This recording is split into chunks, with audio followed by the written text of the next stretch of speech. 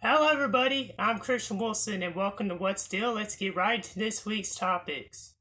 In NASCAR, the Cup Series headed to Martinsville for the final race of the round of 8 and the next to last race of the 2020 season. Denny Hamlin won Stage 1, but a poor handling car and a bad pit stop put him at the edge of elimination.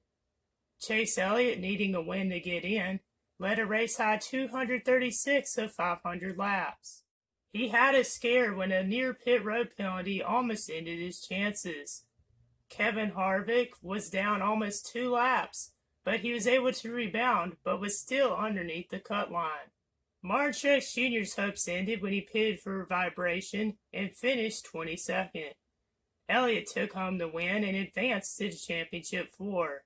Team Penske drivers Joey Logano, Ryan Blaney, and Brad Keselowski finished in positions 2 through 4. Brad Keselowski and Denny Hamlin advanced by 1 point over Kevin Harvick, who in a last-ditch effort attempted to spin Kyle Busch and pass him for the final position he needed to break the tie and make it to the championship 4, but instead he spun himself as well and came up just short. Many fans were upset after the race, calling out NASCAR because the most dominant driver all season, who had 9 wins, was not in the championship 4. And I agree with them. I think the playoff system ain't it. The final race this season is this upcoming Sunday at Phoenix Raceway, where Chase Elliott, Denny Hamlin, Joey Logano, and Brad Keselowski will fight for the 2020 championship. In the National Football League, Week 8 was the halfway point of the regular season.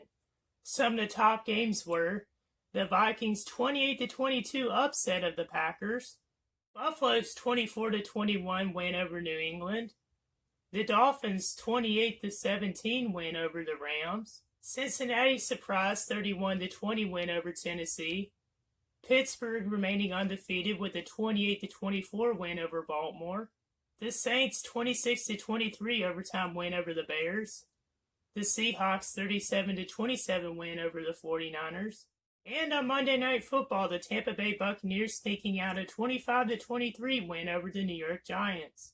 In college football, Week 9 was definitely interesting. Number 1 Clemson barely beat Boston College 34-28.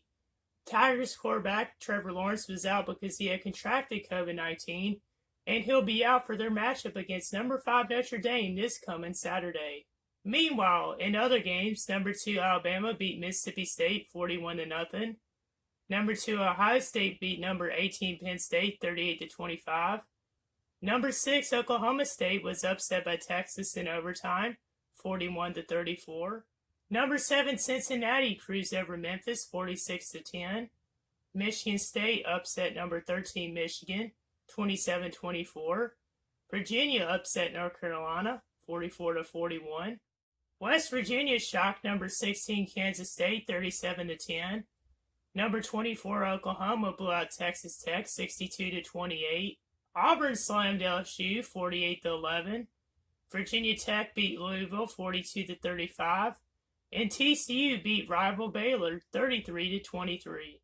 Also in the news, the National Hockey League and NHL Players Association have begun making plans for the 2020-21 season.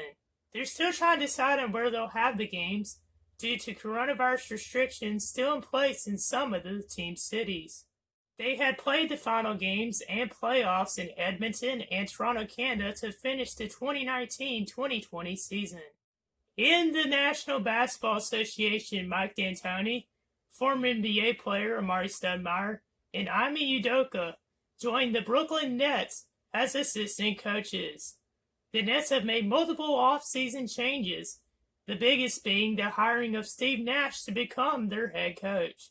Steve Nash played under D'Antoni for 6 seasons as a Hall of Fame point guard on the Phoenix Suns and the Los Angeles Lakers. Also in the NBA on November 18th will be the virtual NBA draft hosted by ESPN Studios. The 3 best available, according to ESPN, are LaMelo Ball, Anthony Edwards, and James Wiseman. You can check out my show each week on YouTube, Instagram, and Facebook. With this week's sports update, I'm Christian Wilson. See you in the next one.